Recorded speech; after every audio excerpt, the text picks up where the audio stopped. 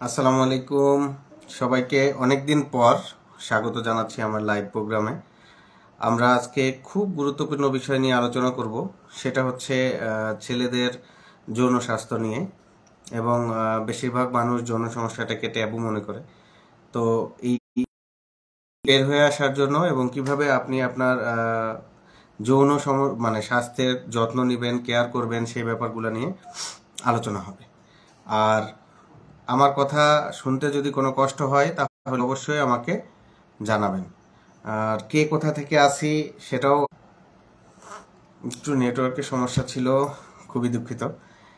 তো আজকের এই বিষয়টা কে কোথা থেকে আসি একটু জানাবেন। আশা করি সবাই ভালো আছেন ইনশাল্লাহ।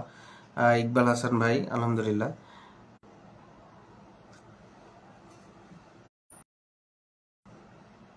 দুঃখিত, বারবার নেটওয়ার্ক চলে যাচ্ছে। চট্টগ্রাম থেকে পারভেজ, ধন্যবাদ।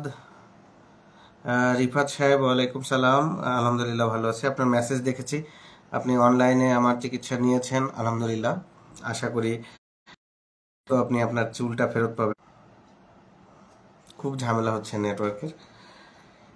জনি আহমেদ কুষ্টিয়া থেকে, ধন্যবাদ। ময়নুল ভাই হচ্ছে আলহামদুলিল্লাহ ভাই ভালো আছি। মহেশখালী থেকে ওবায়দুল করিম ভাই আছেন, আপনাদের অসংখ্য ধন্যবাদ। আমরা আলোচনায় যাব। আজকে একটু বাধাগ্রস্ত হচ্ছে। কাব্যহীন কবি শেরপুর থেকে, ময়নুল ভাই সৌদি আরব থেকে, ধন্যবাদ।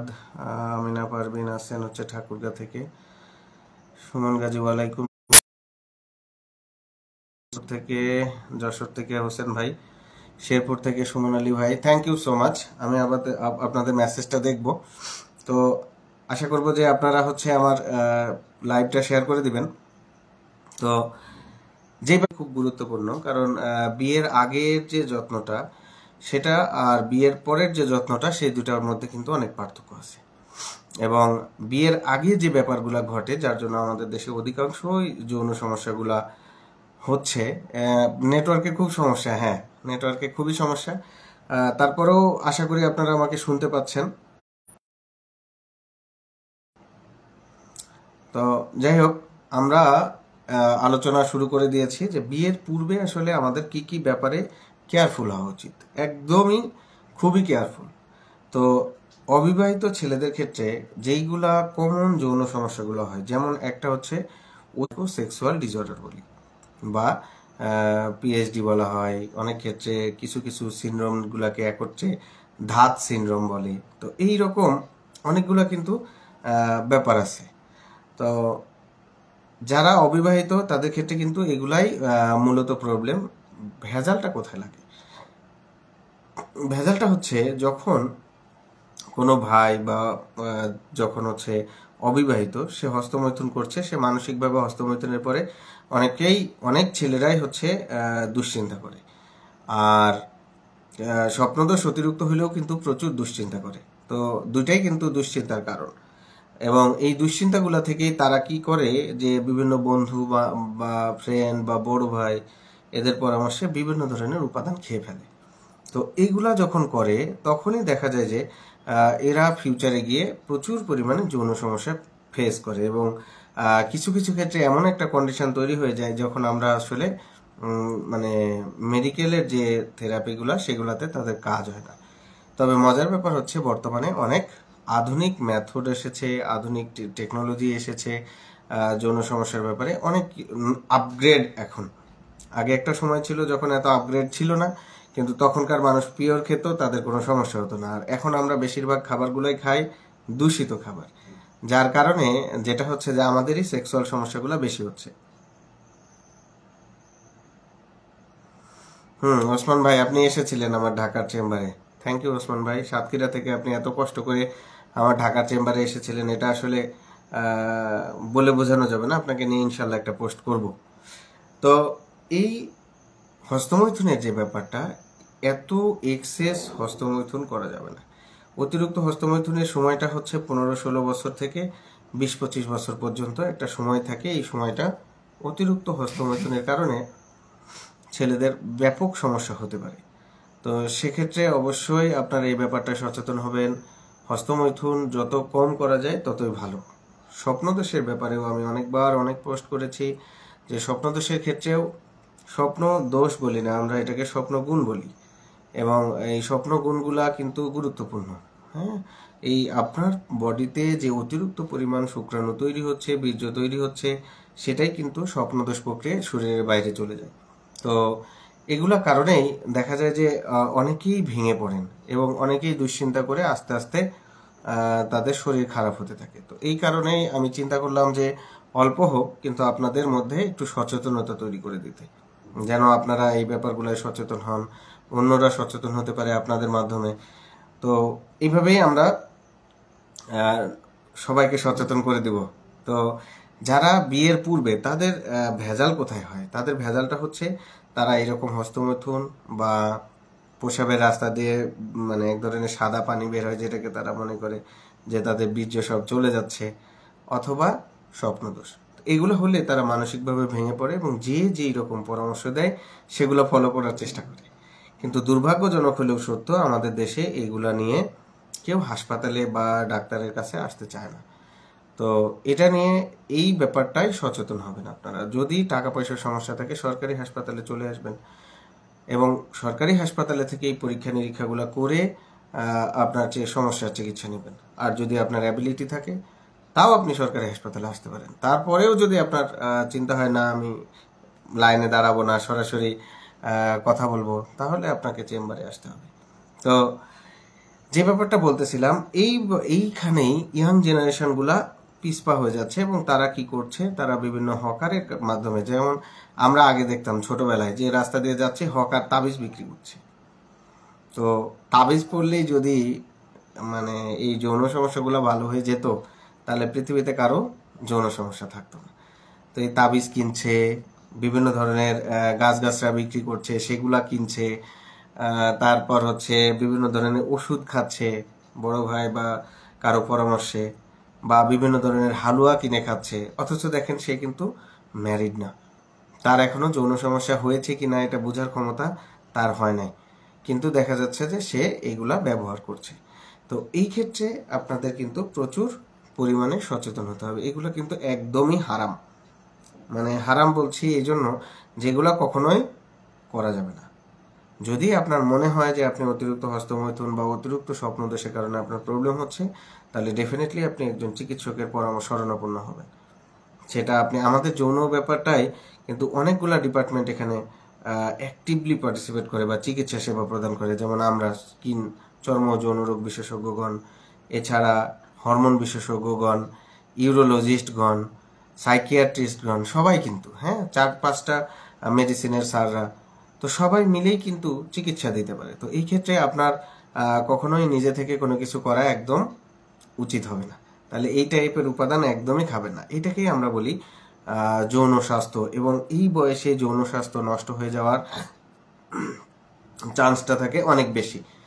যৌন স্বাস্থ্য আসলে অনেকের পেনিস শক্ত হয় না বা বাঁকা হয়ে যায়, কেউ আমাদের কাছে এসে বলে যে আগা চিকন গোড়া মোটা, আগা মোটা গোড়া চিকন, বিভিন্ন রকমের। এগুলো হচ্ছে দেখবেন আপনারা হকাররা খুব সুন্দর করে বলে, ওদের কাছে শুনলে মনে হবে শুনতেই থাকি। তো আসলে ওরা এত সুন্দর করে গুছিয়ে বলতে পারে কারণ আপনাকে পটিয়েই তার কাজ। তো এই যে একটা ব্যাপার, এই জায়গাটায় আপনারা সাবধান হবেন, এই জায়গাটায় আপনারা কেয়ারফুল হবেন, তাহলে আপনার পেনিসের রগ বের হয়ে যাবে না, তাহলে আপনার পেনিসের লেংথ বা প্রস্থ মোটা হওয়া বা লম্বা হওয়ার ব্যাপারটা ক্ষতিগ্রস্ত হবে না। তাহলে আর সবচেয়ে বড় ব্যাপার হচ্ছে এইটা যে যৌন সমস্যা যে কোনো ট্যাবু নয়, এটা কিন্তু জানতে হবে। কারণ আপনার সমস্যা হলে আপনার বউ চলে যাবে, আপনার গার্লফ্রেন্ড চলে যাবে, আরেকজনে যাবে না। সো আপনি যদি সচেতন না হন তাহলে সেক্ষেত্রে আসলে কোনোভাবেই এটা থেকে ওভারকাম করা সম্ভব না। তাহলে এই ক্ষেত্রে আপনাদের প্রচুর সচেতন হতে হবে। আরেকটা ব্যাপার আপনারা আমাকে প্রায় প্রশ্ন করে থাকেন যে আসলে স্যার বা ভাই আমার তো প্রচুর স্বপ্নদোষ হচ্ছে, আমার খুব দুর্বল লাগে। তো এই ক্ষেত্রে আমি সবসময় কমেন্টে পরামর্শ দিয়ে থাকি যে পুষ্টিকর খাবার খান, হস্তমৈথুন করেন, আর হচ্ছে স্বপ্নদোষ হোক, আপনাদের যেটা উচিত হবে প্রচুর পরিমাণে শাকসবজি এবং ফল খাওয়া। এখন শাকসবজি বলতে আমরা গ্রামীণ যে শাকসবজিগুলো বুঝি সেগুলাই। আর ফলমূলের মধ্যে আপনি দেশি যে ফলমূল যেমন পেয়ারা, তারপর মানে যেই ফলমূলগুলো আমাদের আমরা যাব না, হ্যাঁ, দেশি ফলমূল খেলেই হবে। সেটা কলা হতে পারে, সেটা পেয়ারা হতে পারে, সেটা আমাদের টমেটো হতে পারে। তাহলে এগুলো হচ্ছে ন্যাচারালি আপনাকে ওভারকাম করতে সাহায্য করবে। সো যখনই আপনার এরকম কিছু হবে, স্বপ্নদোষ হবে বা হস্তমৈথুন হবে, তাহলে এই সব ক্ষেত্রে আপনাকে ফলমূল এবং খাবারের দিকে গুরুত্ব বাড়াইতে হবে, যেন আপনার উইকনেস মনের মধ্যে গড়ে উঠতে না পারে। কারণ আপনি যদি উইক হয়ে যান মেন্টালি, তাহলে পৃথিবীর কোনো ডাক্তার, কোনো ওষুধ আপনাকে এটা থেকে কারেকশন করতে পারবে না। তাহলে এই ক্ষেত্রে সচেতনতাই পারে আপনাকে এইরকম মানসিক একটা দুশ্চিন্তা থেকে মুক্তি দিতে। তাহলে আপনি যদি দেখেন যে আজকে স্বপ্নদোষ হলো, তাহলে পরের দিন সকালে একটু ফল রাখলেন, আপনি ফল খেলেন, সেটা খেজুর হতে পারে, সেটা পেয়ারা হতে পারে, সেটা কলা হতে পারে, সস্তা যেটা। তো এটা খেলে আপনার কি হবে, আপনার চাহিদাটা ফিল আপ হয়ে যাবে, আপনার যতটুকু অতিরিক্ত হয়েছিল সেটাই কিন্তু স্বপ্নদোষের মাধ্যমে চলে যাচ্ছে। হ্যাঁ মোজাম্মেল সাহেব, এখানে কেন ট্রিটমেন্ট দিব আমি? হ্যাঁ, সবকিছু এই সস্তা ভাবেন বলে আপনাদের নুনু খাড়া হয় না, বিভিন্ন রকমের সমস্যা হয়। যৌন সমস্যা তো আপনাদেরই বেশি, যারা শর্টকাট খোঁজেন। যৌন সমস্যার কোনো শর্টকাট নেই।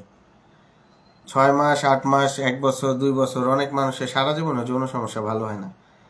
আপনাদের মতো যারা যারা প্রত্যেকটা জায়গায় শর্টকাট খোঁজেন, যে এখনই বলবো, এখনই চিকিৎসা দিয়ে দিবে, এখনই ভালো হয়ে যাবে, হ্যাঁ, তো এটা কখনোই চিন্তা করবেন না। তো যাই হোক, এখানে সরাসরি কোনো চিকিৎসা দেওয়া হয় না। আপনার পোষাইলে এখানে থাকেন, না পোষাইলে বের হয়ে যান। হ্যাঁ, আপনাকে দরকার নেই এই পেজে। মোজাম্মেল হক, আপনাকেই বলছি, এখানে শুধু পরামর্শই দেওয়া হয়। পরামর্শটাই অনেক গুরুত্বপূর্ণ। এটা আপনার না পোষাইলে আপনি যেতে পারেন, আপনাকে প্রয়োজন নেই। তো মনে রাখবেন যে এই ব্যাপারটা খুবই গুরুত্বপূর্ণ, এবং ফলমূল, শাকসবজি এগুলা খাইলেই এনাফ।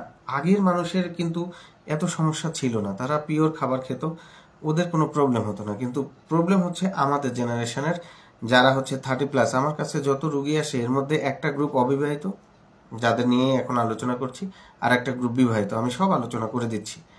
তো এখানে তাহলে এটাই হচ্ছে মূল কথা। আপনি যৌন স্বাস্থ্য, বিয়ের পূর্বে হস্তমৈথুন কম করতে হবে।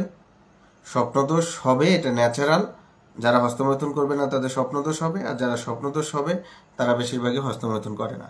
তো এই যে ব্যাপারটা, তাহলে তারা কিভাবে আপনার চাহিদাটা পূর্ণ করবেন? বিভিন্ন রকমের ফলমূল এবং শাকসবজি খেয়ে। এটা খেয়েও যদি আপনার কভার না হয়, এটা খেয়েও যদি আপনি ভালো ফিল না করেন, সেক্ষেত্রে আমি অনেকগুলো ডিপার্টমেন্টের ডাক্তারের কথা বলেছি। যে কোনো ডিপার্টমেন্টের ডাক্তারের কাছে গিয়ে আপনি আপনার সমস্যাটা বলুন এবং প্রয়োজনীয় পরিমাণে চিকিৎসা নিন। সেটা আমি আবারও বলেছি, আর্থিক ব্যাপারটা এখানে খুবই গুরুত্বপূর্ণ। সেটা যদি আপনার কি বলবো খুবই কম থাকে, বা আপনার যদি এরকম ইচ্ছা থাকে যে না আমি হচ্ছে সরকারিভাবেই দেখাবো, কোনো অসুবিধা নেই। আপনার অনেক টাকা থাকুক, সমস্যা নেই, আপনি সরকারিভাবে দেখান অথবা বেসরকারি। এটা আপনার রুচির ব্যাপার, আপনার মর্জির ব্যাপার এবং আপনার সামর্থ্যের ব্যাপার। তো এটা দেখিয়ে আপনার এই জিনিসটাকে সলভ করতে হবে। অন্যের পরামর্শে হালুয়া খাওয়া যাবে না, অন্যের পরামর্শে গাছগাছরা খাওয়া যাবে না, অন্যের পরামর্শে উল্টাপাল্টা ওষুধ খাওয়া যাবে না।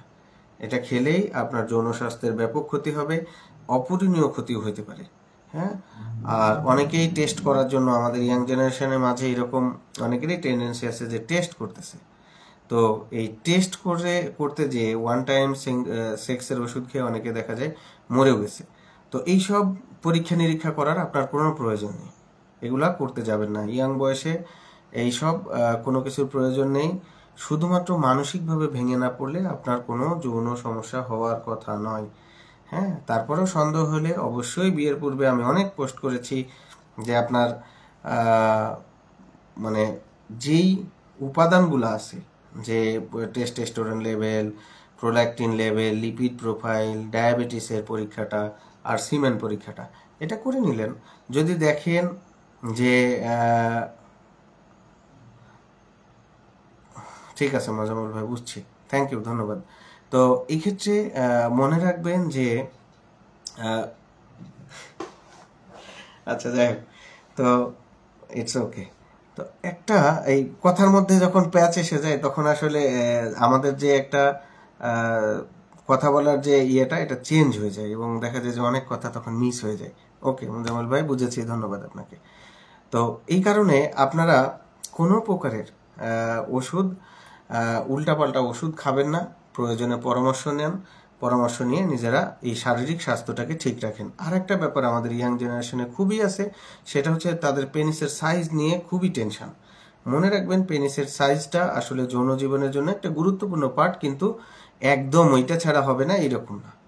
আমাদের বেশিরভাগেরই একটা টেন্ডেন্সি আছে, তারা হচ্ছে যে পর্ন দেখে তাদের পেনিসের সাইজের সাথে নিজেদের পেনিসের সাইজটা কম্পেয়ার করে, এবং এটা খুবই একটা ছোট ব্যাপার যে প্রত্যেকটা দেশের বা প্রত্যেকটা জেনেটিক্সের, প্রত্যেকটা বংশগতর আলাদা আলাদা পেনিসের সাইজ। আমাদের বাংলাদেশেও প্রত্যেকটা মানুষের কিন্তু আলাদা আলাদা সাইজ, কারো একটু ছোট হবে, মোটা হবে, কারো একটু লম্বা হবে। তো খাটো মোটা দিয়ে আসলে বা চিকন মোটা দিয়ে কিন্তু আসলে যৌন জীবনটা ডিপেন্ড করে না। আপনি আপনার পার্টনারকে সঠিকভাবে আপনি মেলামেশা করতে পারছেন কিনা, এটা ইম্পর্টেন্ট। তো আমাদের ইয়াং জেনারেশনের যেটা প্রবলেম, তারা এই জিনিসগুলো নিয়েও আমাদের চেম্বারে বা হাসপাতালে প্রচুর আসে।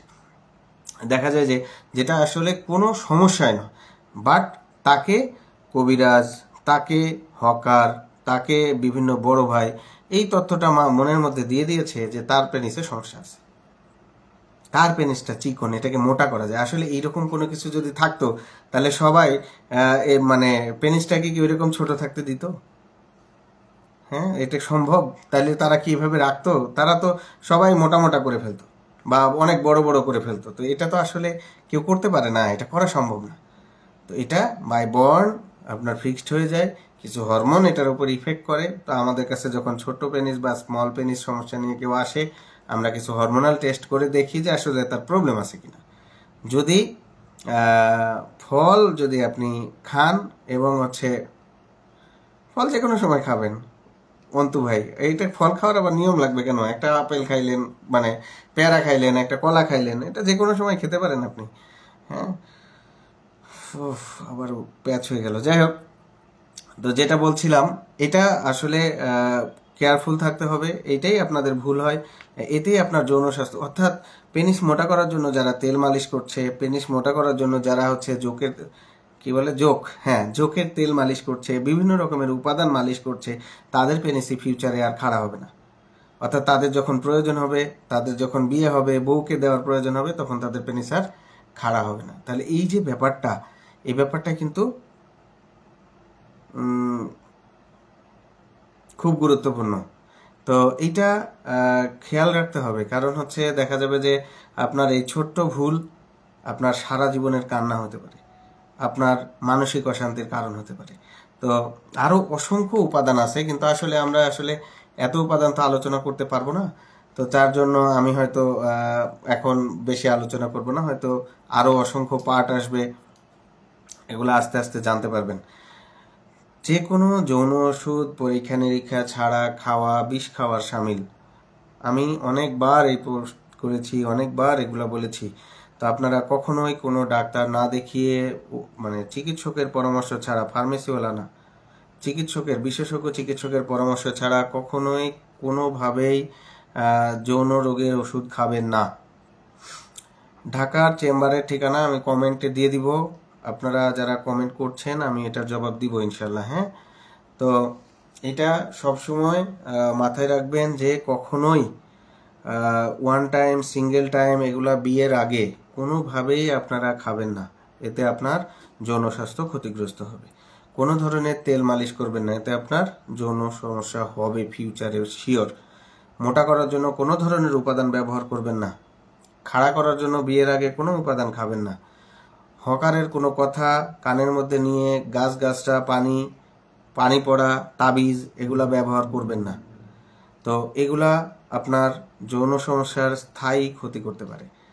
আর এটা কিন্তু মানে কি বলবো, যে এইগুলা আসলে আমাদের সোসাইটিতে, আমাদের রন্ধ্রে এমনভাবে প্রবেশ করেছে, এখান থেকে বের হওয়াও কঠিন। মানুষজন সরকারি হাসপাতালে আসার পরও পরীক্ষা দিলে এমনভাবে চেয়ে থাকে, মনে হয় আমি সরকারি হাসপাতালে পরীক্ষা করাচ্ছি ইচ্ছা করে। তো আসলে আমি যেইখানেই আসেন না কেন, হ্যাঁ জুলু ভাই আপনাকে চিনবো না কেন, ভোলার বড় ভাই, চিনি আপনাকে, জুলফিকার ভাই। তো যেখানেই আসেন না কেন, যেখানেই পরীক্ষা লাগবে আমি সেখানেই পরীক্ষা দিব, যেখানে লাগবে না ওখানে কোনো পরীক্ষা দিব না। এটা তো আমি অনেকবার পোস্টও করেছি, সেটা যেই প্রতিষ্ঠানেই হোক। অনেক বাচ্চা কাচ্চা আসে যাদের বলি যে পুরো ফ্যামিলি একসাথে চিকিৎসা করতে হবে, ফ্যামিলির বাপ মা এমনভাবে চায় মনে হয় আমি আমার বাচ্চার জন্য চিকিৎসা করতে বলতেছি তাদেরকে, তাদের বাচ্চা না, আমার বাচ্চা। তো এইরকম আসলে খুব একটু ভেজাল। আর আরেকটা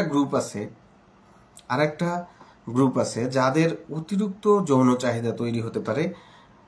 এই গ্রুপটা কিন্তু বিয়ের আগে, বিয়ের পরে হয়তো অনেকের অনেক রকমের চেঞ্জ হবে।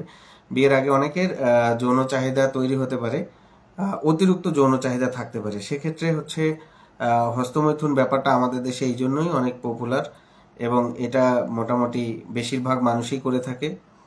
দেখা যায় যে তাদের তো আর কোনো ওয়ে নেই, অথবা স্বপ্নদোষ হতে হয়। কারণ আমাদের দেশে বিয়ের পূর্বে মেলামেশাটা হারাম, এবং এটা আইনগতভাবে প্রায় নিষিদ্ধ। যার কারণে আমাদের দেশে হস্তমৈথুনটা হচ্ছে পপুলার ফর্ম, এবং আমাদের ইয়াং জেনারেশনের মানে সবচেয়ে কমন ফর্মুলা, যেটা তাদের যৌন চাহিদা মেটানোর একমাত্র উপায় হয়ে থাকে।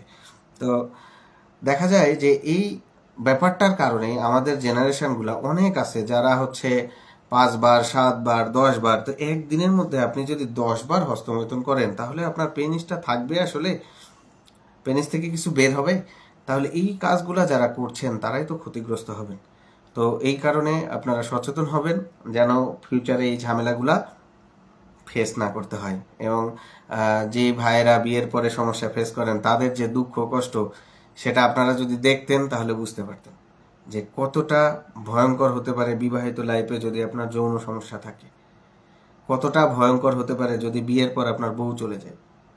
হ্যাঁ, এইগুলা কিন্তু বিশাল একটা অ্যাসপেক্ট হয়ে দাঁড়ায়, এবং আপনার সামাজিক অ্যাসপেক্ট হয়ে দাঁড়ায়। আপনার কোটি টাকা থাকতে পারে, কিন্তু বউ যদি চলে যায় তাহলে কিন্তু আপনার ওই কোটি টাকার মূল্য 0 টাকার থেকেও কম। তো যাই হোক,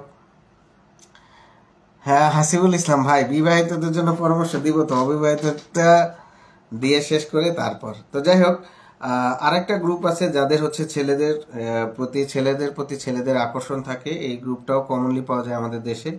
এরাই HIV সহ বিভিন্ন রোগ ট্রান্সফারের জন্য দায়ী। তো আপনাদের যদি এরকম সমস্যা থাকে, এইটার কোনো পরামর্শে কাজ হবে না, সরাসরি হাসপাতালে আসতে হবে, এবং পরীক্ষা নিরীক্ষার মাধ্যমে এটা সলভ করার একটা চেষ্টা করা যাবে।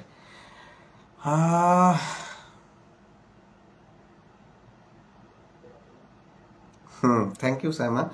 তো আমাদের দেশে এইগুলা আসলে এত ট্যাবু হয়ে দাঁড়িয়েছে যে আসলে একটা মানে এগুলা কেউ আলোচনাই করতে চায় না। এই আলোচনা করতে না চাওয়ার কারণেই সমস্যাটা আস্তে আস্তে আস্তে আস্তে এত প্রকট আকার ধারণ করে যখন আর তাদের আসলে চিকিৎসায় কাজ হয় না। তো এই চিকিৎসায় কাজ হবে না তাহলে তো একটা বিশাল বিপদ না? এই জন্যই পরবর্তী সময়ে এদের বিবাহিত লাইফ খুবই অসম্ভব রকমের জঘন্য হয়ে যায়, এবং এই জঘন্য লাইফ তখন তারা বাঁচতে চায়। অনেকেই তো অনেক বেশি ঝামেলা ফেস করে, অনেকের লাইফ চলে যায়, অনেক রকমের কাহিনী কীর্তন হয়। তো আমি যেহেতু একজন যৌন স্পেশালিস্ট, এবং হচ্ছে আমি দেখেছি এগুলা কাছে থেকে, বিভিন্ন ভাইদের বা বোনদের এই যে আকুতি মিনতি কান্না, সেহেতু আমার মনে হয় যে আপনাদের সাথে একটু শেয়ার করলে আপনারাও উপকৃত হলেন এবং সচেতন হলেন। আচ্ছা, এবার যারা অবিবাহিত তাদের আদার্স যে প্রবলেমগুলা, এটা কমেন্ট করে আপনারা জানিয়ে রাখতে পারেন। আমি পরবর্তী সময়ে যখন আবার আপনাদের কমেন্টগুলো দেখবো, ইনশাল্লাহ চেষ্টা করব উত্তর দেওয়ার। আমি আন্তরিকভাবে চেষ্টা করব। আর অপেক্ষা করতে হবে, কারণ প্রচুর পরিমাণে কমেন্ট, প্রচুর মেসেজ, প্রচুর অনেক কিছু থাকে।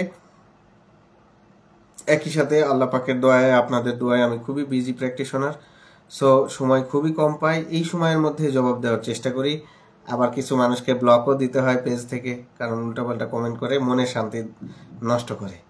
তা আমি একটু শান্তিপ্রিয় মানুষ, যার জন্য নিজে উল্টাপাল্টা কাজ করি না, আর উল্টাপাল্টা কমেন্ট করলে আসলে আমার পছন্দ না আসলে, এই জন্য অনেককেই ব্লক করতে হয়।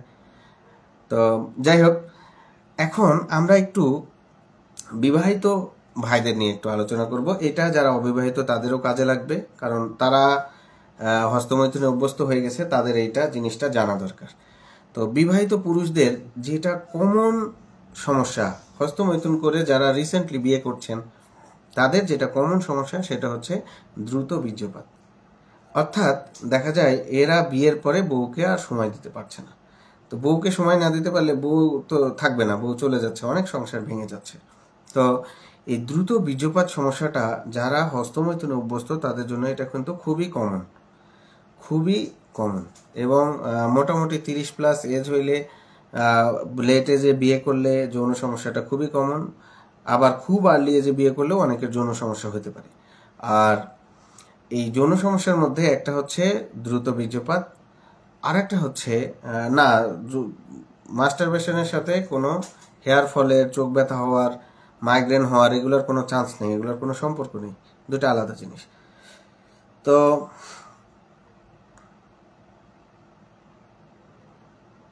আরেকটা সমস্যা হচ্ছে লিঙ্গ উত্থানজনিত সমস্যা। এই সমস্যাটাও খুব কমন। 3 নাম্বার যেটা আছে সেটা হচ্ছে মিলনের মাঝপথে লিঙ্গ শিথিল হয়ে যাওয়া, এটা একটা। আরেকটা হচ্ছে যৌন আকাঙ্ক্ষা একদম কমে যাওয়া। দেখা গেল মাসে 1-2 বার মেলামেশা করছে, আর অন্য সময় তাদের আসলে মেলামেশার আগ্রহ থাকে না বা করতে পারছে না। মমিন ভাই, বিয়ের আগে যে টেস্টগুলো করতে হয় এগুলো 1500 থেকে 2000-এর মধ্যে খরচ হয় সরকারি হাসপাতালগুলোতে। বাইরে করলে একটু বেশি খরচ হবে, 5-6 হাজার টাকা খরচ হবে। তো এটা সরকারি হাসপাতাল থেকে করাই উচিত। সাউন্ডে একজন কমপ্লেন করছেন, আপনাদের কি শুনতে কষ্ট হচ্ছে? আশা করি শুনতে কষ্ট হওয়ার কথা না। মাঝখানে একটু মানে নেটওয়ার্কের সমস্যা ছিল, এখন নেটওয়ার্কটা ঠিক আছে, আশা করব যে ঝামেলা হওয়ার কথা না। তো এইটা। আরেকটা হচ্ছে বিবাহিত ছেলেদের একটা কমন সমস্যা হচ্ছে অতিরিক্ত স্ট্রেস। অর্থাৎ 30 থেকে 40 বছর এই সময়টা আমাদের একটা ছেলেদের জীবনে সবচেয়ে স্ট্রেসফুল কন্ডিশন থাকে, কারণ আমরা কেউ বস না, আরেকজনের আন্ডারে কাজ করতে হয়, প্রচুর পরিমাণে স্ট্রেস থাকে, ফ্যামিলি ইস্যু থাকে, সব কিছু মিলিয়ে প্রচুর স্ট্রেস থাকে।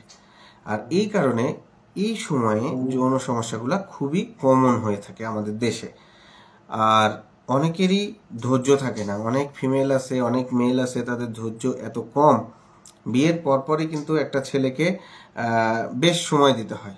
যদি একটা ছেলে কখনোই কারোর সাথে মেলামেশা না করে বা মানে আগে থেকেই সে সেক্সুয়াল এক্সপোজারের হিস্ট্রি না থাকে, এমনিতেও হতে পারে, এমনিও থাকতে পারে যে তার টাইম পাচ্ছে বা টাইম পাচ্ছে না। বিয়ের পরপর কিন্তু 2-3 মাস অনেকেরই প্রবলেম হতে পারে, যে তারা দেখা গেল যে ঠিকমতো মেলামেশা করতে পারছে না, সময় দিতে পারছে না, মেলামেশা টাইম খুবই কম, কিন্তু দেখা গেল একটা সার্টেন টাইম পরে এটা ঠিক হয়ে যাচ্ছে। তো এখানে যেটা গুরুত্বপূর্ণ ব্যাপার সেটা হচ্ছে বিয়ের পরে এই গ্রুপটা হার্ট অ্যাটাক আর স্ট্রোক এর মতো ভয়াবহ দুইটার ইনসিডেন্টে বেশি মানুষ মারা যাচ্ছে। হ্যাঁ, এগুলার কারণ, একটা কারণ, অনেকগুলা কারণ আছে, এর মধ্যে একটা কারণ হচ্ছে পরীক্ষা নিরীক্ষা ছাড়াই সেক্সুয়াল ওষুধ খাওয়া। তো এই কারণে পরীক্ষা নিরীক্ষা ছাড়া, বিশেষজ্ঞ চিকিৎসকের পরামর্শ ছাড়া কখনোই কোনো সেক্সের ওষুধ খাবেন না, বিবাহিত ভাইদের বলছি। আর যে সমস্যাগুলো আমি কমনলি বললাম, যে দ্রুত বীর্যপাত, যেটা বেশিরভাগ সময় মানসিক কারণ হয়ে থাকে, কিছু হরমোনাল কারণে হয়ে থাকে, যেগুলো ইজিলি সলভ করা সম্ভব যদি আপনি মানে চান যে এই ব্যাপারগুলো সমাধান হোক, তাহলেই কেবলমাত্র এটা সমাধান সম্ভব। আর যদি আপনি চিন্তা করেন যে না, এটা সমাধান লাগবে না, ওয়ান টাইম ওষুধ এনে খাচ্ছেন, কাজ করছেন, চলে যাচ্ছেন, এইভাবে যারা চিন্তা করবেন তাদের ব্যাপারগুলা আলাদা, তারা ভিন্ন, তাদের সাথে মিলবে না, তারা আমার পরামর্শে তাদের কোনো লাভ হবে না, তাদের কোনো কাজে লাগবে না। তো এক্ষেত্রে যাদের দ্রুত বীর্যপাত সমস্যা আছে তারা, অথবা যাদের ইরেকটাইল ডিসফাংশন অর্থাৎ লিঙ্গ উত্থানজনিত সমস্যা আছেন তারা, বা আর যারা আছেন যেই যৌন সমস্যা হোক, সাইকোসেক্সুয়াল ডিসঅর্ডার হোক, মানসিক অশান্তি হোক, এই সবগুলা কিন্তু চিকিৎসা সম্ভব। আমি যেটা পার্সোনালি করি, যদি কোনো পার্সনের, যদি আমি দেখি যে তার সাইকোলজিক্যাল কজে তার সমস্যা বেশি হচ্ছে, আমি প্রথমে ট্রাই করি, না পারলে আমি সাইকিয়াট্রিস্টের কাছে পাঠাই।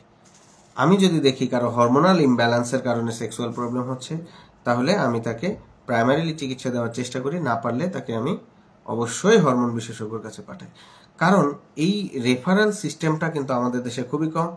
রুগী ধরে রাখা, মানে আমার যে সেবাগ্রহীতা, তাকে ধরে রাখার কোনো টেন্ডেন্সি থাকা যাবে না।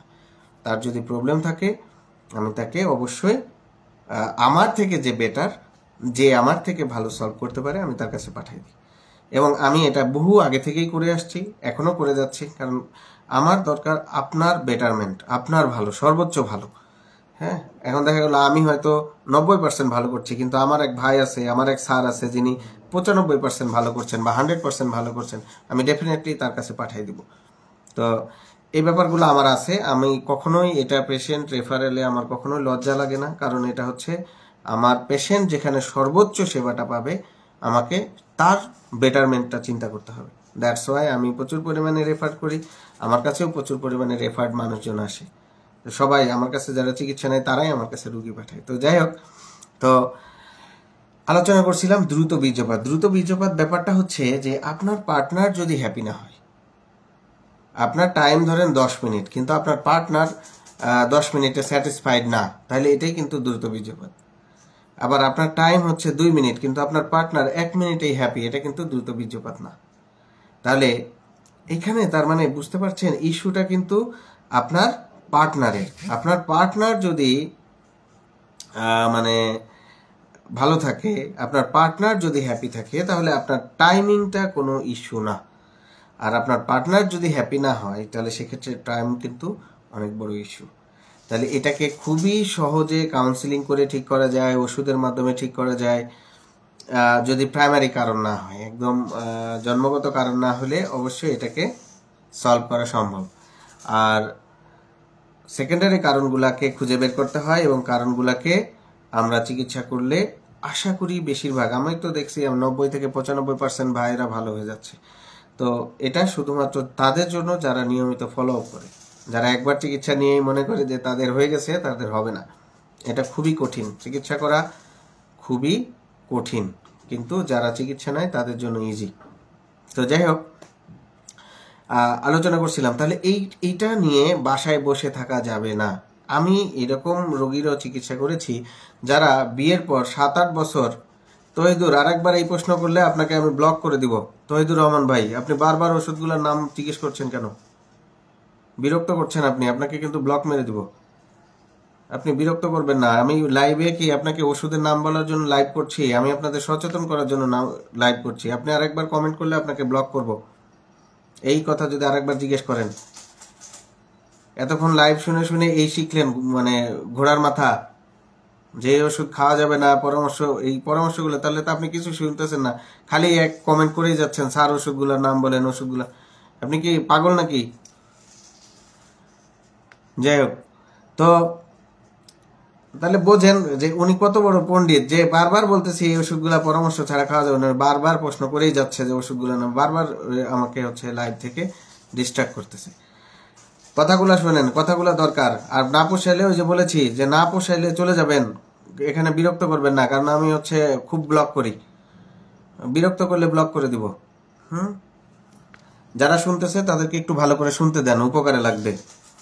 তো এই জন্য, আর প্রিম্যাচিউর ইজাকুলেশনের যে ওষুধগুলো আমরা দিই, সেটার কিছু ব্যাপার আছে, এটা নিয়ে আমি আপনাদের একটু বলে দিই যেন আপনারা সচেতন হতে পারেন। ওষুধ খাওয়ার পর যে আপনার কোনো বিপদ ঘটছে কিনা, এই জিনিসটা যেন আপনি রিয়েলাইজ করতে পারেন যে আপনার কোনো বিপদ হচ্ছে কিনা। যদি দেখেন যে টাইম বাড়ানোর ওষুধ খাওয়ার পর আপনার বুক প্রচণ্ড ব্যথা করছে, বা ধরপড় করছে, বুক ব্যথা করছে, বমি বমি লাগছে, হ্যাঁ, থ্যাংক ইউ এনামুল ভাই, ওদের কচু খেলেও কাজ হবে না। হ্যাঁ, ওরা একদম মনে হয় যে এখনই ওষুধ খাবে, এখনই বউয়ের কাছে যাবে। এইসব লোকজনের হচ্ছে সমস্যা সলভ হতে চায় না, এরাই হচ্ছে ক্ষতিগ্রস্ত গ্রুপ। তো বুক ধরপড় যদি অতিরিক্ত করে, অতিরিক্ত যদি বমি বমি লাগে, অতিরিক্ত যদি মাথা ব্যথা হয়, তাহলে এই টাইপের কোনো কন্ডিশন যদি ঘটে, তাহলে আপনাকে খুবই সাবধান হতে হবে, এবং ইমিডিয়েট আপনার সেক্সুয়াল ওষুধগুলো বন্ধ করে দিতে হবে। বন্ধ করে দিয়ে অবশ্যই আপনার ডাক্তারের সাথে কনসাল্ট করতে হবে। তাহলে কি বলেছি আরেকবার বলছি, খুব গুরুত্বপূর্ণ, কারণ আপনি বিবাহিত, আপনি মরে গেলে আপনারা কেউ মনে রাখবে না। তাহলে কথাগুলা মনে রাখবেন যে যদি অতিরিক্ত বুক ধরপড় করে, যদি অতিরিক্ত বমি বমি লাগে, অতিরিক্ত মাথা ব্যথা হয়, যদি এই টাইপের কোনো কিছু ঘটে যেটা আগে আপনার সাথে ঘটে না, ওষুধ খাওয়ার পর কেন জানি হচ্ছে, তাহলে অবশ্যই সেক্সুয়াল ওষুধটা বন্ধ রেখে আপনার ডাক্তারের সাথে কনসাল্ট করবেন যে আমার তো সমস্যা হচ্ছে। কারণ আমাদের হাতে টাইম বাড়ানোর জন্য মোটামুটি 8-10 পদের ওষুধ আছে। তো এই জন্য একটাই কাজ না করলে আরেকটাই কাজ না করলে আরেকটা, কিন্তু সাইড ইফেক্ট সহ ওষুধ খাওয়া যাবে না। এবং আমরা এইরকম কোনো ওষুধ চুজ করব না যেটা ওয়ান টাইমের মতো খাবেন এবং যখন খাবেন তখন কাজ, যখন খাবেন না তখন কাজ না। তাহলে এই টাইপের ওষুধ পারতপক্ষে না খাওয়ার চেষ্টা করবেন, কারণ এতে উপকারের থেকে ক্ষতি হতে পারে। কিন্তু যৌন রোগের ওষুধে পার্শ্ব প্রতিক্রিয়া হয়, তাহলে এই ব্যাপারে কেয়ারফুল থাকতে হবে। এবং আপনি যৌন রোগে এখন একটা বিপদ হয়ে গেল, সেখান থেকে ওভারকাম করতে হবে, কারণ অনেকেই এরকম বিপদে পড়ে যেতে পারেন। কারণ এখানে অনেক ভাইরা আছে, অনেক বোনেরা আছে যারা একটু সচেতন হলে, হুট করে স্বামীর একটা অ্যাক্সিডেন্ট হচ্ছে বুঝতে পারলেই সে কিন্তু দ্রুত একটা চিকিৎসা নিতে পারবে, তাড়াতাড়ি ডাক্তারের কাছে নিতে পারবে। কারণ আমরা অনেক ইয়াং মানুষ পাই যারা মরে গেছে, আস্তে আস্তেই মরে গেছে। তো এই ইয়াং মানুষটা আস্তে আস্তে মরে গেল, তার তো হয় স্ট্রোক অথবা হার্ট অ্যাটাক হয়েছে, ডেফিনেটলি কোনো একটা কারণ আছে। তো এই জন্য কেয়ারফুল থাকতে হবে। তো এটা গেল একটা যৌন সমস্যা আমাদের ছেলেদের কমনলি হয়, এবং এটার ক্ষেত্রে ডেঞ্জার সাইনগুলো আমি বললাম, কি করতে হবে সেটা বললাম। কখনোই ওয়ান টাইমের ওষুধ নিজের থেকে খাবেন না, বা কোনো বন্ধু খেয়ে উপকার পেয়েছে তারটা আমি খেয়ে ফেলবো, এইভাবে খাবেন না, এতে আপনার ক্ষতি হবে, হওয়ার চান্স বেশি। হয় না, আমাদের দেশে আমরা অনেক শক্তিশালী, দেখা যায় 99% হচ্ছে না। আরে ভাই, 1 কোটিতে একজনেরও হলো না, কিন্তু আমার সমস্যা হলো, তাহলে আমার 1 কোটিতে কারো হলো না, তার দিয়ে তো আমার কিছু যায় আসে না, কিন্তু আমার তো সর্বনাশ হয়ে গেল। তাহলে এই জন্য এই ব্যাপারগুলো খুবই সেন্সিটিভ। এবং আমি খেয়াল করে দেখেছি অনেক গরিব মানুষ, অনেক গরিব, দেখা গেল আমার হাসপাতালে আসছে, আমি তাকে ওইখানেও একটা ছাড়ের ব্যবস্থা করে দিলাম সরকারি হাসপাতাল থেকেও, এবং সে ওই টেস্টগুলো করার পর তারপর ওষুধ খাচ্ছে, সে সচেতন। আবার অনেক শিক্ষিত মানুষ আছে যারা আসলে ওই সরাসরি গুগল করে ওষুধের নাম বের করে খায় ফেলে। তো ক্ষতি কিন্তু শিক্ষিত মানুষদেরই বেশি হয়। আমরা যারা একটু কম শিক্ষিত, কম বুঝি, তাদের ক্ষতি কিন্তু একটু কমই হয়। যাই হোক, এর পরেরটাই আসি, সেটাও আরেকটা গুরুত্বপূর্ণ সমস্যা, সেটা হচ্ছে ইরেকটাইল ডিসফাংশন, লিঙ্গ উত্থানজনিত সমস্যা বা মিলনের মাঝপথে লিঙ্গ শিথিল হয়ে যাওয়া। তো এই যে একটা ব্যাপার, এটাও আমাদের অনেক বিবাহিত ভাইদের খুবই সমস্যা হয়, এবং এই সমস্যার থেকেও কিন্তু উত্তরণ সম্ভব। বর্তমানে আধুনিক চিকিৎসায় পিশট নামে কিছু চিকিৎসা এসেছে, শক থেরাপি, এগুলো আগে থেকে বহির্বিশ্বে ছিল, কিন্তু বাংলাদেশে এগুলো করা হচ্ছিল না। কিন্তু এখন আমরা এই সেক্সুয়াল লাইনের চিকিৎসায় আমরা অনেক বেশি অ্যাডভান্স হয়েছি এখন বর্তমান সময়ে এসে, এবং আমরা বিভিন্ন রকমের ট্রেনিং করছি। খালি বিদেশ যাওয়াটা আটকে আছে, সরকারি ডাক্তার হওয়ার কারণে অনেক সময় ছুটি ম্যানেজ হচ্ছে না। তো এই ট্রেনিংগুলা ইন্টারন্যাশনালি বহুত ট্রেনিং আছে এখন, যে ট্রেনিংগুলা করে আমাদের দেশের ডাক্তার সাহেবগণ অনেক বেশি অ্যাডভান্স টেকনোলজি বাংলাদেশে এখন অ্যাপ্লাই করছেন এই সেক্সুয়াল জগতে, সেক্সুয়াল যাদের ইরেকটাইল ডিসফাংশন আছে এই সব ক্ষেত্রে। কারণ আমাদের দেশে একটা সময় ছিল যখন মানুষজন এগুলো নিয়ে কথা বলতো না, লজ্জা পেত, কারোর সাথে শেয়ার করতো না, কিন্তু এখন প্রেক্ষাপটটা অনেক চেঞ্জ হয়েছে। তো এই আধুনিক চিকিৎসার আগে, আধুনিক চিকিৎসা মানেই বুঝতেই পারছেন এটা ব্যয়বহুল প্রক্রিয়া, ডেফিনেটলি এটা হাসপাতালে হয় না, বাংলাদেশে খুবই অল্প সংখ্যক ডাক্তার সাহেব এটা করতে পারে। সো তাদের চার্জটাও থাকে একটা হিউজ, কারণ তাদের শিখতে প্রচুর টাকা বিনিয়োগ করতে হয়, টাইম বিনিয়োগ করতে হয়। তো সব মিলিয়ে দেখা যায় যে একটা বিশাল অ্যামাউন্টের অঙ্ক, তো যেটা আমার দেশের অনেক ভাই ব্রাদার এটা পারে না বেয়ার করতে এই খরচটা। তো তাদের জন্য আমরা চিকিৎসা পদ্ধতি এখনো বেস্ট, যা আমরা যে ওষুধের মাধ্যমে যে কারেকশনটা করি, এবং এক্ষেত্রেও আমরা ওয়ান টাইম ওষুধগুলোকে একটু অ্যাভয়েড করার চেষ্টা করি। আপনার ডাক্তার, আপনি যেই ডাক্তারের চিকিৎসা নিচ্ছেন, সেই ডাক্তার যদি 2টা বেশি কোনো যৌন ওষুধ লেখে উত্তেজক, তাহলে ডেফিনেটলি আপনি আরেকজন ডাক্তারকে দেখিয়ে চিকিৎসা ঠিক আছে কিনা এটা চেক করে নেবেন। কারণ আমরা যতগুলা জার্নাল বলেন, যতগুলা স্টাডি বলেন, প্রথমেই কখনো আমরা 3-4 পদের সেক্সুয়াল ওষুধ দিব না। প্রথমে আমরা 1 পদের ওষুধ দিয়ে চেষ্টা করব। আপনার বেশিবার আশা লাগুক, সমস্যা নাই তো, আমি তো আপনার যৌন স্বাস্থ্যকে একদম ধ্বংস করে দিতে পারি না। আমি দেখেছি, আমি অনেকগুলো প্রেসক্রিপশন পেয়েছি যাদের ডিগ্রি নাই কিন্তু ফেসবুক সেলিব্রিটি, তারা একসাথে 3টা 4টা 5টা করে সেক্সুয়াল ওষুধ দিচ্ছে। হরমোন স্বাভাবিক, অথচ টেস্টোস্টেরন ইনজেকশন পাছার উপর মেরে দিচ্ছে। তো এগুলার কিন্তু মেলা ক্ষতিকর দিক আছে। এবং তাদের রুগীরা যখন আমার কাছে আসে মানে মনটা খারাপ হয়ে যায়, মাঝে মাঝে মনে হয় যে ওর বিরুদ্ধে কেস করি, কিন্তু আসলে পারি না নিজের গণ্ডির কারণে। তো যখনই দেখবেন আপনি একের অধিক কখনোই প্রথম চিকিৎসার সময় একের অধিক সেক্সুয়াল ওষুধ খাওয়া যাবে না। আমরা ওষুধ দিয়ে 7 দিন বা 15 দিন দেখতে চাই, যদি তার ওইটাতেই কাজ হয় তাহলে আস্তে আস্তে আস্তে আস্তে ওষুধগুলো আমরা ট্যাপার করার চেষ্টা করি, মানে বন্ধ করে দেওয়ার চেষ্টা করি।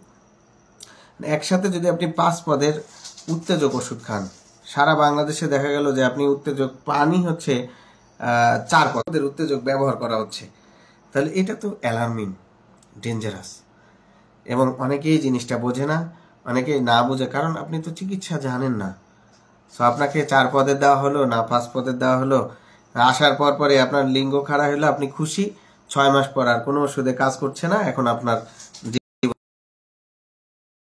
একাকার অবস্থা করে ফেলছেন, পা ধরে বসে আছেন যে ডাক্তার সাহেব যতক্ষণ পর্যন্ত আপনি আমাকে এটা থেকে না বের করবেন আমি এখান থেকে যাব না।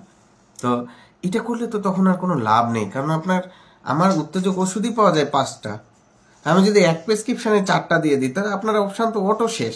600 টাকা এক্সট্রা যাবে, আপনার হয়তো কিছু টাকা এক্সট্রা খরচ হবে, কিন্তু আপনার যৌন জীবনটা রক্ষা পাবে। তো আর হ্যাঁ ভাই, একটু নেট প্রবলেম হচ্ছে। হ্যাঁ, অলরেডি অনেকে আমাকে মেসেজ পাঠানো শুরু করে দিয়েছেন। লাইভটা শেষ করি, মেসেজ তো এখনই দেখা সম্ভব না, আমি দেখবো ইনশাল্লাহ, লাইভটা শেষ করে দেখব। তো দিচ্ছি না, কারণ আমার এখনো আলোচনাটা শেষ হয়নি, আপনাদের সাথে আরো কিছু আলোচনার ব্যাপার আছে। যে তার মানে আপনি এই ক্ষেত্রেও আমার কিছু পরামর্শ থাকবে, যেমন টাইম বাড়ানোর ওষুধে কিছু পার্শ্ব প্রতিক্রিয়া বলেছি, এক্ষেত্রেও আপনাদের কিছু কমন পার্শ্ব প্রতিক্রিয়ার কথাটা জানতে হবে। সেই জিনিসগুলা কি কি? এক হচ্ছে, আপনার যদি হার্টে কোনো সমস্যা থাকে, হৃদপিণ্ডে কোনো সমস্যা থাকে, আগে থেকে আপনি যদি কোনো প্রবলেম ফেস করে থাকেন, হার্ট অ্যাটাক হয়ে থাকে বা আদার্স কিছু হয়ে থাকে, অবশ্যই ডাক্তার সাহেবকে বলবেন যে আপনার হার্ট অ্যাটাক হয়েছিল, বা হার্টে কোনো রিং পরানো আছে কিনা, মানে আপনার এই রিলেটেড, হার্ট রিলেটেড কোনো যদি সমস্যা প্রিভিয়াস এপিসোড থাকে, ডেফিনেটলি ডাক্তারকে জানাইতে হবে। আপনার যদি প্রেশারের সমস্যা থাকে, অবশ্যই ডাক্তারকে জানাইতে হবে, না হলে কিছু ওষুধ আছে খেলে আপনি মরে যাবেন। যদি হার্টে এইরকম সমস্যা আপনার থাকে, অবশ্যই আপনি যে চিকিৎসকের পরামর্শ নিচ্ছেন ওনাকে জানাইতে হবে, না জানাইলে উনি যদি চিকিৎসা দেয় আপনার মারা যাওয়ার একটা চান্স আছে। সো এই জন্য এটা মিস করা যাবে না। থাকলে অবশ্যই বলতে হবে, কারণ কিছু ওষুধ প্রেশার আরো বাড়ায় দিতে পারে, আপনার মৃত্যু হয়ে যেতে পারে। দ্বিতীয় কথা হচ্ছে যে হার্টে রিং পরানো থাকলে অবশ্যই বলতে হবে। আপনার যদি আনকন্ট্রোলড ডায়াবেটিস মেলাইটাস থাকে, অর্থাৎ ডায়াবেটিস থাকে যেটাকে নিয়ন্ত্রণ করা যাচ্ছে না, অবশ্যই ডাক্তার সাহেবকে জানাইতে হবে। আপনার আনকন্ট্রোলড, তো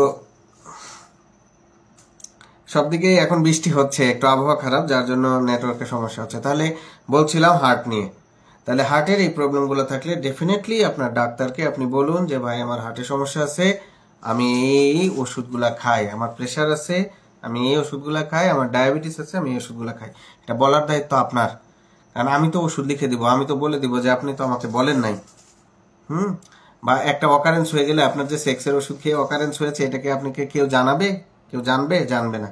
তো এই জন্য আপনাকে নিজ দায়িত্বে আপনার ডাক্তার সাহেবকে কথাটা বলতে হবে। ভাই বলে বলেন আর স্যার বলে বলেন, ভাই বলে আমি প্রিফার করি বেশি, তো এটা বলতে হবে, না বললে কিন্তু এটা মিস হয়ে যাবে। আরেকটা ব্যাপার হচ্ছে, যদি আপনার স্ট্রোকের কোনো ইতিহাস থাকে, মানে আপনার আগে স্ট্রোক হয়েছিল, আপনার ঝামেলা আছে, স্ট্রোক জনিত সমস্যা আছে, বা আদার্স কোনো সমস্যা যেমন কিডনি প্রবলেম আছে, লিভারের সমস্যা আছে, এইরকম কন্ডিশন থাকলে অবশ্যই আপনার ডাক্তারকে জানাইতে হবে, কারণ উনি ওষুধ দিয়ে দিবেন।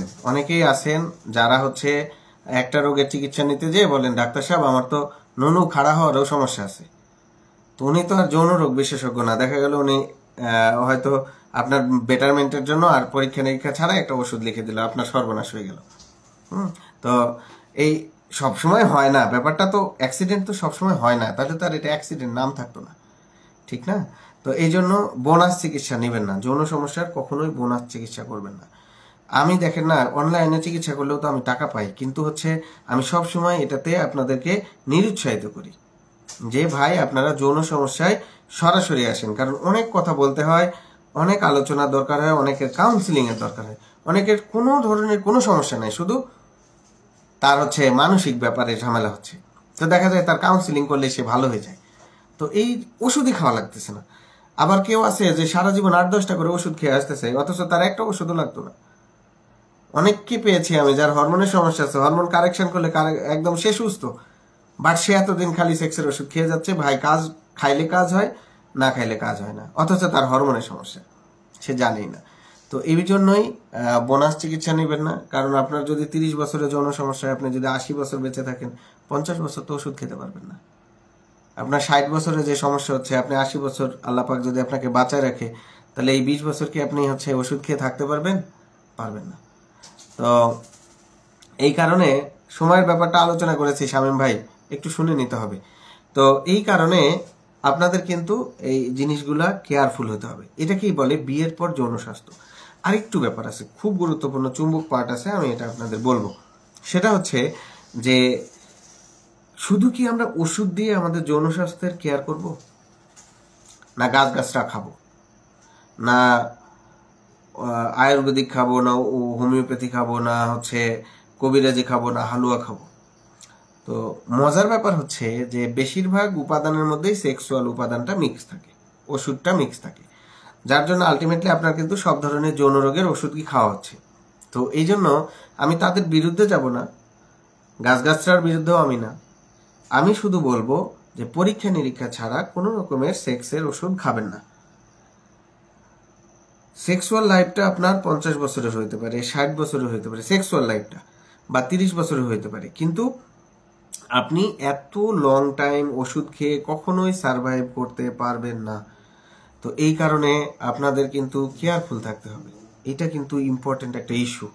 তাহলে এখানেই আসল ব্যাপারটা, যেটা আমি একটু আগেই বলেছি, হালুয়া খাবেন না, আপনি গাছগাছরা খাবেন না। আপনি পরীক্ষা নিরীক্ষা করে গাছ খান, সমস্যা নেই। আপনি কারণ গাছের মধ্যে যদি আপনি জিনাসেন খান, তাহলে জিনসেন খান, তাহলে আপনি জিনসেন খাইলে তো আপনার লিভার কিডনি আপনার অবশ্যই ভালো থাকতে হবে, আপনি না হলে আপনার খবর হয়ে যাবে। তাহলে আপনি পরীক্ষা নিরীক্ষা ছাড়া গাছগাছরাও খেতে পারবেন না। হোমিওপ্যাথি কবিরাজি যাই খান না কেন, আপনাকে অবশ্যই আপনার কমন প্যারামিটারগুলা পরীক্ষা নিরীক্ষা করেই খাবেন, কারণ এক একজনের এক এক জায়গায় ফেথ আছে, তারা ওইভাবেই খাবে, তাদের চিন্তা চেতনা ওইভাবে, সে ওইটা খেলে ভালো হবে। এমন কেউ যদি কাদা খেয়ে মনে করে এটা তার যৌন সমস্যায় কাজ করে, তাহলে তার ওইটাতেই কাজ করবে, কারণ মানসিক ব্যাপারটা যৌন সমস্যার প্রধান ওষুধ। আপনি মানসিকভাবে ফিট মানে আপনি 70 থেকে 80% ফিট। তো আমাদের ছেলেরা কিন্তু ভেঙে পড়ে একবার যদি সে সেক্সুয়ালি যদি আনকমফোর্টেবল ফিল করে, বা একবার যদি তার ইরেকটাইল ডিসফাংশন হয়, মানে পেনিস ইরেকশন না হয়, তাহলে সে যতবার যাবে, যত সুন্দরই হোক, তার কিন্তু এই প্রবলেমগুলো হবে। তো এই জন্য মানসিক ব্যাপারটা এক্ষেত্রে খুবই গুরুত্বপূর্ণ। থ্যাংক ইউ নাজু দোস্ত। তো এখানে এই যে আমার কিন্তু উদ্দেশ্য চিকিৎসা দেওয়া না, আমার উদ্দেশ্য আপনাদের সচেতন করে দেওয়া। আপনারা যেন 100 মানুষ বা 200 মানুষ বা 500 মানুষ বা 1000 মানুষ যদি আমার ভিডিওটা দেখে, একটা মানুষেরও যদি উপকার হয়, সেটাই আমার সার্থকতা।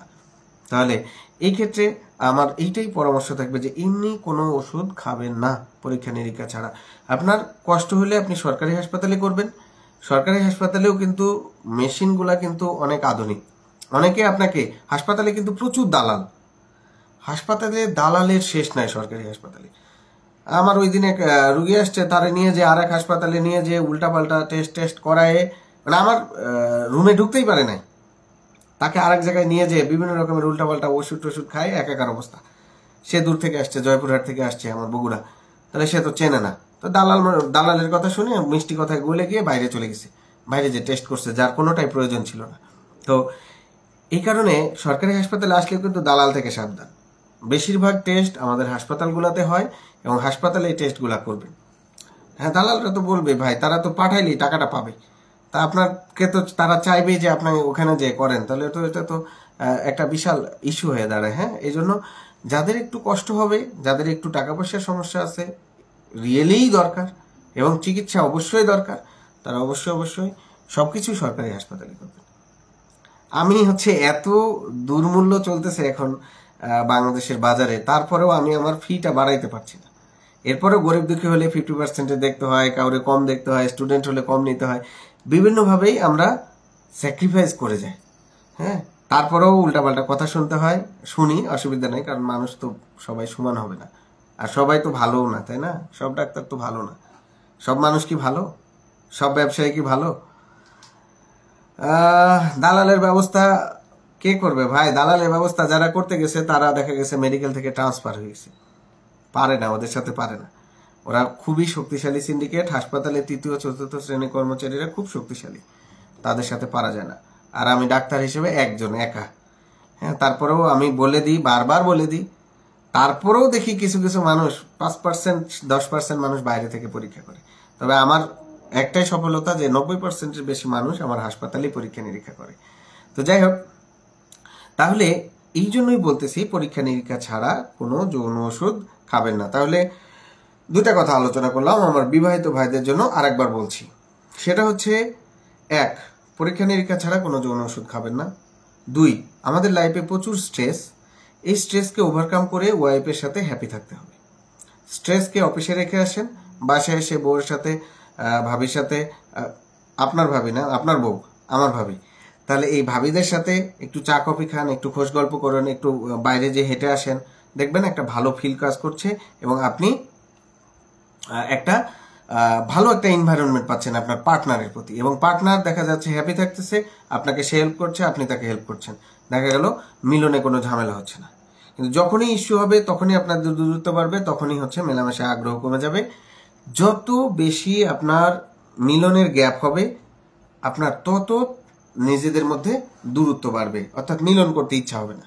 আপনি যত বেশি মেলামেশা করবেন, আপনার মিলনের আগ্রহ কিন্তু তত বাড়তে থাকবে, আর যত কম মেলামেশা করবেন, আপনার মিলনের আগ্রহ কিন্তু তত কমে যেতে থাকবে। তো এটা কিন্তু একটা নিয়ম। অনেকে ভাবে যে একদিন আমি 5 বার বউর সাথে মেলামেশা করলাম, আমি দুর্বল হয়ে গেলাম। আসলে কথাটা সত্য না। ও যে কনফিডেন্সে ভোগে, ওতেই ওর শক্তি অনেক, এইরকম করে বুক ফুলায় ফুলায় হাঁটে, তাহলে যে সে হচ্ছে 5 বার করতেছে। তো এটা কিন্তু একটা কনফিডেন্সের ব্যাপার, একটা লাইফে সামনে এগিয়ে যাওয়ার অনেক কিছু ব্যাপার স্যাপার আছে এগুলোর সাথে জড়িত। আর আপনি যদি আপনার ঘরে যদি হ্যাপি না থাকেন, আপনি বাহিরে কখনোই হ্যাপি হতে পারবেন না। আপনার কোটি টাকা থাকতে পারে, কিন্তু বউ যদি হ্যাপি না থাকে, আপনার কিন্তু হ্যাপি হওয়ার চান্স খুবই কম। মানে এই হ্যাপি মানে আমি বলছি মেলামেশার হ্যাপিটা, অন্যটা না। অন্য হ্যাপি তো ওটা আলাদা ইস্যু। তাহলে এই কারণে আপনি যেই জবই করেন না কেন, আপনার যত স্ট্রেসই হোক না কেন, আপনি আপনার পার্টনারকে সঠিকভাবে সময় দেন। তাহলে দেখবেন ইরেকটাইল ডিসফাংশন নামক যে ব্যাধিটা, যেটা আপনার কাছে চেপে বসতে চাচ্ছে স্ট্রেস দিয়ে, সেটা আপনাকে এই অবস্থায় নিয়ে যেতে পারবে না। আর আপনি যদি স্ট্রেসকে গুরুত্ব দেন, অফিসে বসের বকা খেয়ে এসে বউয়ের ওপর ঝাড়েন, তাহলে দেখা যাবে যে আলটিমেটলি আপনার নিজেরই সমস্যা হচ্ছে। একটা সময় দেখা যাবে যে আপনার যৌন যে চাহিদা সেটা থাকবে না, বউকে ভালো লাগবে না, মানে বিভিন্ন রকমের ইস্যু তৈরি হবে, যেটা আমরা প্র্যাকটিক্যালি দেখছি। আমি 16 সাল থেকে যেহেতু এই লাইনে আছি, মানে এই রোগের সাথে জড়িত আছি বা বিভিন্নভাবে সেবা দিয়ে যাচ্ছি, তো এই ক্ষেত্রে আমি এই জিনিসগুলো কমনলি আমার সেবা গ্রহীতাদের কাছ থেকে শুনেছি এবং আপনাদেরকে সেই জিনিসগুলো সম্পর্কে সচেতন করছি। তাহলে এই ব্যাপারটা মাথায় রাখবেন। স্ট্রেস আমাদের বিবাহিত ছেলেদের প্রধান শত্রু। 2 নম্বর শত্রু হচ্ছে আমাদের লিপিড, চর্বি, রক্তের চর্বি। সো আপনার শারীরিকভাবে ফিট থাকাটাও খুব গুরুত্বপূর্ণ। 3 হচ্ছে আমাদের হরমোন। বয়স বাড়তে থাকলে অনেকের হরমোন কমতে থাকে, হরমোন কমে গেলে সেক্সুয়াল সমস্যা হয়, আগ্রহ কমে যায়। তো তাহলে খেয়াল করতে হবে ব্যাপারগুলো। তাহলে 1 হচ্ছে স্ট্রেসকে তুড়ি মেরে উড়াই দিবেন। 2 হচ্ছে 6 মাস পর পর চর্বি আর ডায়াবেটিস পরীক্ষা করবেন, বিবাহিত ভাইদের জন্য বলতেছি। 3 নাম্বার হচ্ছে যে যত যাই ঘটে যাক না কেন, আপনার যৌন লাইফের উপর কোনো স্ট্রেস আসতে দিবেন না। অর্থাৎ আপনি আপনার ফ্যামিলির সাথে মানে যেন ভালো একটা টাইম স্পেন্ড করতে পারেন। শোনেন, আমরা প্রত্যেকটা ছেলে বিজি, প্রত্যেকটা বিবাহিত ছেলে যারা 30+, প্রত্যেকটা ছেলে তাদের লাইফে প্রচুর পরিমাণে ব্যস্ত থাকে। সেই স্ট্রেসটাকে যদি আপনি বাসা পর্যন্ত নিয়ে আসেন, আপনি এই স্ট্রেস ওভারকাম করে ওয়াইফের সাথে মেলামেশা করতে পারবেন না। সো আপনার ইরেকটাইল ডিসফাংশন হবে, অথবা দ্রুত বীর্যপাত নামক সমস্যাগুলো তৈরি হবে। তাহলে এই জন্য স্ট্রেসকে বাইরে রেখে আসবেন। 6 মাস পর পর অবশ্যই চর্বি, রক্তের চর্বি এবং ডায়াবেটিসটা চেক করবেন। নর্মাল অসুখ, কোনো অসুবিধা নেই। 300 আর 50 টাকা খরচ হবে। যৌন জীবনের জন্য অবশ্যই 350-700 টাকা এক বছরে আপনি খরচ করতে পারবেন। আর বাৎসরিক যে ব্যাপারটা, যে হরমোনের যে টেস্টটা, আপনার যত বয়স বাড়বে হরমোনটা টেস্ট করে নিতে হবে। কি কি হরমোন? যেমন থাইরয়েড হরমোন, টেস্টোস্টেরন হরমোন আর প্রোল্যাক্টিনগুলো আপনাদের লাইফে আসার চান্স কম পাবে। একটা ব্যাপার মনে রাখবেন, আমরা স্ট্রেসকে প্রায়োরিটি দিই, টেস্টকে একদম গণায় ধরি না। বউ তো চলে যাবে না এরকম একটা ফ্যান্টাসিতে ভুগি, মেলামেশা করতে থাকি না। এক সময় দেখা যায় বউর তো চাহিদা আছে, সে তখন ডাইভার্ট হয়ে যায় অথবা কোনো রকমের কষ্ট করে থেকে যায়। তো এই জিনিসগুলা বর্তমানে আমাদের সমাজে কিন্তু প্রচুর পরকীয়ার ব্যাপারটা ঘটে যাচ্ছে। তা আপনি কার জন্য ইনকাম করছেন? কার জন্য এত স্ট্রেস বাসায় নিয়ে আসতেছেন? আপনার ফ্যামিলির জন্য। আপনার ফ্যামিলি যদি না থাকে তাহলে এত কিছু করে লাভ কি? তাহলে এই জন্য ভাই কুল চিন্তা করবেন, মাথা শান্ত করে চিন্তা করবেন। বাইরে যা স্ট্রেস থাকুক রেখে আসেন, বাসায় এসে হ্যাপি মোমেন্ট পাস করেন, ভাবিকে সময় দেন, বাচ্চাদের সময় দেন, ভালো লাগবে, আপনার অটো মিলনের আগ্রহ থাকবে। আর অনেক কথা আছে, যে কথাগুলো আসলে লাইভে সব কথা তো বলা যায় না, তারপরেও আমি আপনাদের পছন্দ করি অনেক ডিপ, অনেক ফ্রি ফ্র্যাঙ্ক কথা বলি। আর আমি, যারা আমার কাছে এসেছেন অনেকেই দেখেছেন যে আমি এরকমই, হাসপাতালে বলেন, চেম্বারে বলেন, সব জায়গায় একই। তবে মাঝে মাঝে আমিও তো মানুষ, মাঝে মাঝে হয়তো 100 জনে 2-4 জন দেখে, আরে রনি ভাই কি কাস্টের কি খারাপ ব্যবহার, বাকিরা ভালো বলে। যাই হোক, এই হচ্ছে ব্যাপার। আর হোয়াটসঅ্যাপ নাম্বার যে ভাই চাচ্ছেন, আমার হচ্ছে হোয়াটসঅ্যাপ নাম্বার বা কোনো নাম্বারই আমি তেমন শেয়ার করি না। বলতেছিলাম ব্যস্ততার কথা, এই জন্য যে আমি ওই যে বাসায় ঢুকলে আর হচ্ছে বাইরের কল রিসিভ করি না। আমি আমার ফ্যামিলিকে সময় দিই, আমি হ্যাপি মানুষ, হ্যাপি থাকতে চাই, যার জন্য আমি হচ্ছে নাম্বার শেয়ার করি না। আর যারা অনলাইনে চিকিৎসা নেয়, আমার পেজে নিয়ম দেওয়া আছে। অসংখ্য বড় ভাই, ছোট ভাই, দেশে বিদেশের মানুষ, আনাচে কানাচের মানুষ হচ্ছে অনলাইনে সেবা নিচ্ছে। আমার পেজে এগুলো ডিটেলস আছে, তো ওখান থেকে দেখে নিলে আশা করবো যে উপকৃত হবেন। আর বিবাহিত ভাইদের যেই জিনিসগুলো বললাম এগুলো অবশ্যই ফলো করবেন। ওয়ান টাইম ওষুধ খাবেন না, যার তার পরামর্শে যৌন ওষুধ খাবেন না, হকারের কোনো তাবিজ দস্তাবেজ এগুলো ব্যবহার করবেন না কোনোভাবেই। হালুয়া, তারপর বিভিন্ন রকমের উল্টাপাল্টা উপাদান, অনলাইনে পাওয়া নুনু মোটা করার উপাদান, বড় করার উপাদান, এগুলা কখনোই ব্যবহার করবেন না। এগুলা ব্যবহার করলে আপনার ফিউচারে আর কখনোই নুনু না খাড়া হওয়ার একটা চান্স আছে, এগুলো ব্যবহার করবেন না। আর বললাম 6 মাস পর পর লিপিড প্রোফাইল আর ডায়াবেটিসটা চেক করবেন। পরের যে ব্যাপারটা বললাম যে বছরে বা 2-3 বছরে একবার করে হরমোনটা চেক করে নেবেন। এই হচ্ছে বিবাহিত ভাইদের জন্য পরামর্শ। আর সব সময় আমি হাসপাতালে যদি অসুস্থ না থাকি আর ছুটিতে না থাকি, তাহলে আমি হাসপাতালে থাকি ভাই। আর আমাদের হচ্ছে এখনকার সিস্টেম হচ্ছে ফিঙ্গার সিস্টেম, হাসপাতালে অনুপস্থিত হওয়ার কোনো সুযোগ নেই। হ্যাঁ, হয়তো আমরা ট্রেনিংয়ে থাকলে পাবেন না, আমার লাইন একটু দীর্ঘ হয় কারণ আমি ধীরে ধীরে রুগী দেখি হাসপাতালে। আবার হচ্ছে যখন আমার ইনডোরে দায়িত্ব, আমি রাউন্ডে যাই, আমাদের মিটিং থাকে, বাচ্চাদের পড়াইতে হয়, মানে মেডিকেল স্টুডেন্টদের। সো দেখা যায় যে আমরা অনেক ব্যস্ত থাকি, এর ভিড়েই আমাদের রুগী দেখতে হয়, মাথা কুল রেখে দেখতে হয়। তো আপনারাও চেষ্টা করবেন একটু কুল হয়ে আমাদের হাসপাতালে চলে আসতে। আর হাসপাতালে না আসতে পারলে তো অবশ্যই চেম্বারেও দাওয়াত থাকবে, একটা বিজ্ঞাপনও করে দিলাম।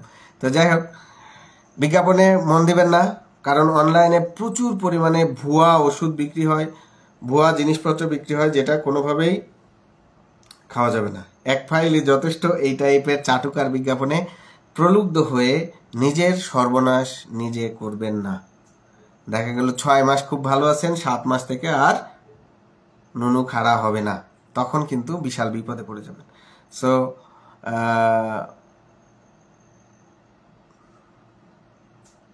হ্যাঁ, থ্যাংক ইউ মিথু ভাই। তো আসলে চেম্বার, অফিস, হাসপাতাল আপনি যদি সেবার মানসিকতা থাকে, আল্লাহ পাকের যদি সোয়াবের কথা চিন্তা করেন যে আমি সেবা দিচ্ছি, আল্লাহ পাক আমাকে ভালো কিছু দিবে, তাহলে অটো ভালো ব্যবহার আসে। তবে কিছু কিছু মানুষ খুব রাব ব্যবহার করে, তাদের সাথে দেখা যায় যে ভালোভাবে ব্যবহার করা যায় না হয়তো, কারণ অপোজিট পার্সন যেরকম আচরণ করবে আপনার ওই রকম রিটার্ন পাওয়া যায়। তো যাই হোক, সবাই ভালো থাকবেন। অনেক কথা বলেছি, অনেক ডিপ কথা বলেছি, অনেক পরামর্শ দিয়েছি। আর নিজেদের যারা ভাই ব্রাদার আছে গ্রুপে অ্যাড করে দিবেন আমার পেজে, তাদেরকে এই ব্যাপারগুলো শেয়ার করে দিবেন, তারা যেন সচেতন হয়। কেউ কোনো ভাই যেন সেক্সের ওষুধ খেয়ে অকালে প্রাণটা না হারায় সে ব্যাপারে সচেতন থাকবেন। খুব সিম্পল, 700 থেকে 1000 টাকা খরচ করে প্রতি বছর আপনার এই রিপোর্টগুলা করে আপনারা ভালো আছেন না খারাপ আছেন, আপনার চিকিৎসা লাগবে না লাগবে না, এই ব্যাপারগুলা জানতে পারেন। তো এই জন্য আশা করব যে হুটহাট ওষুধ খাবেন না। আর ফার্মেসিওয়ালা অনেক ভাই আছেন আমার পেজে, আপনাদের প্রতি আমার কোনো অভিযোগ নাই, কিন্তু চেষ্টা করবেন যৌন ওষুধগুলা সরাসরি কাউকে না দেওয়ার, প্রেসক্রিপশন ছাড়া না দেওয়ার। কারণ আপনি হয়তো অনেক কিছু জানেন, আমার কাছে অনেক ফার্মেসি ভাইরা আছে যারা খুব ভালো এবং খুব এডুকেটেড, চাইলেও তারা এইসব ওষুধ দেয় না, বকাঝকা দিয়ে অনেককে পাঠিয়ে দেয়। আর অনেক ইয়াং বাচ্চা কাচ্চা আছে যাদের বিয়ে হয় না, গার্লফ্রেন্ডকে নিয়ে হোটেলে গেছে বা বিভিন্ন জায়গায় যাচ্ছে, দোকানে যে ওয়ান টাইম ওষুধ কিনে খাচ্ছে, হোটেলেই মরে পড়ে থাকছে। তো এই যে ব্যাপারগুলা, এগুলা খুব কেয়ারফুল থাকতে হবে। আর থ্যাংক ইউ সুজন সাহা ভাই। তো এইটা কিন্তু এখন ঘটছে ভাই, একটু সচেতন হলে তো কেউ মারবে না আপনাকে। আর অবশ্যই যদি আপনারা বগুড়া আসেন আমার এখানে, দেখবেন যে এত পরিমাণে HIV রুগী আপনারা চিন্তাই করতে পারবেন না। আমি জিয়াউর রহমান মেডিকেলে জয়েন করার আগে জানতাম না যে এত HIV রুগী আমাদের দেশে আছে। তো আসলে এই ঠিক আছে, সবাইকে অসংখ্য ধন্যবাদ। আর অনেকক্ষণ লাইভ করলাম, 1 ঘন্টা পার হয়ে গেছে। আজকে নেটওয়ার্কের কিছু সমস্যা ছিল, আশা করি যে তারপরেও আপনারা একটু ক্ষমা সুন্দর দৃষ্টিতে দেখবেন। অবশ্যই যারা পরামর্শগুলা পেয়েছেন, আশেপাশের বন্ধুদের যখন পরামর্শ দিবেন, কাইন্ডলি তাদের কোনো ক্ষতি করবেন না উল্টাপাল্টা পরামর্শ দিয়ে। আর ফার্মেসি ভাইদের এই জন্যই আমি সবসময় রেসপেক্ট করি যে তাদের যখন চাই তখনই তাদের কাছে আমরা পাই। ওষুধের সেবাটা আমাদের বাংলাদেশে ফার্মেসি ভাইরা খুব দেয়, কিন্তু উল্টাপাল্টা ট্রিটমেন্টও দেয়, এরকম অসংখ্য ফার্মাসিস্ট ভাইরা আছে। তো এগুলো করা যাবে না। ট্রিটমেন্টটা ডাক্তার দিক, আপনি ইনজেকশন পুশ করেন বা আদার্স করেন, এগুলো আপনারা যদি খালি গাইডলাইন ফলো করেন তাহলে কিন্তু কারো ক্ষতি হবে না। কারণ বর্তমানে অনেক রোগীকে আমার কিডনি ইনস্টিটিউটের কিডনির মধ্যে ভর্তি দিতে হচ্ছে শুধু দাঁত রোগে স্টেরয়েড ইনজেকশনের কারণে। সো এই ব্যাপারগুলো আপনারা যদি একটু কেয়ারফুলি দেখেন, তাহলে আমার অসংখ্য মা বোন এখান থেকে বা ভাই বোন এখান থেকে রক্ষা পাবে। তো থ্যাংক ইউ রিফাত ভাই, সবাইকে অসংখ্য ধন্যবাদ। আমি চেষ্টা করব আপনাদের কমেন্টগুলো পরবর্তী সময়ে দেখে আপনাদের জবাব দেওয়ার, আর মাঝে মাঝে লাইভ হবে ইনশাল্লাহ। আজকে আমি যৌন সমস্যা নিয়ে বেশ কিছু আলোচনা করলাম, আশা করি সবার উপকার হবে। ভালো থাকবেন, আসসালামু আলাইকুম।